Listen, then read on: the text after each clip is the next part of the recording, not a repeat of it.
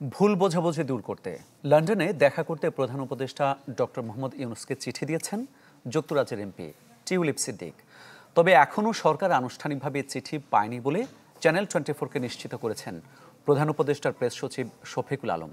বলেন, এ সংক্রান্ত গার্ডিয়ানের রিপোর্টটি তাদের নজরে পড়েছে। ৫ আগস্ট গণঅভ্যুত্থানের মুখে শেখ হাসিনা ভারতে পালিয়ে যাওয়ার পর আওয়ামী লীগ আমলে বাংলাদেশে ৯টি অবকাঠামো প্রকল্প থেকে ৮০,০০০ কোটি টাকা আত্মসাতের অভিযোগ ওঠে শেখ পরিবারের বিরুদ্ধে। তাতে টিউলিপ সিদ্দিকেরও নাম আসে।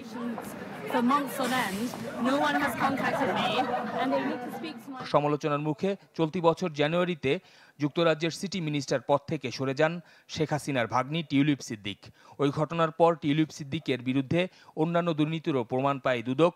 এরই মধ্যে হয়েছে একাধিক মামলা, জব্দ করা হয়েছে ১৩ বছরের আয়কর নথি।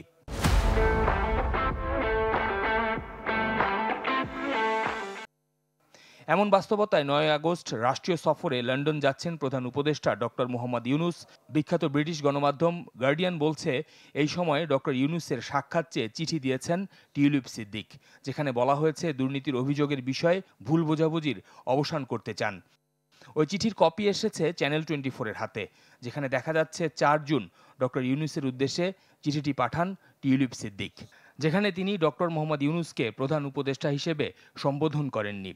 পাশাপাশি দুদকে তার বিরুদ্ধে চলা যে তদন্ত তাকে ফ্যান্টাসি বলেও উল্লেখ করেছেন। সেটা হলো আমাদের যদিও এই বিষয়ে এখনো আনুষ্ঠানিকভাবে কিছু জানে না সরকার, চ্যানেল 24-কে তা নিশ্চিত করেছেন প্রেস সচিব শফিকুল আলম। আপনি জানেন ৫ তারিখতে ছুটি, ঢাকায় অফিস আদালত বন্ধ।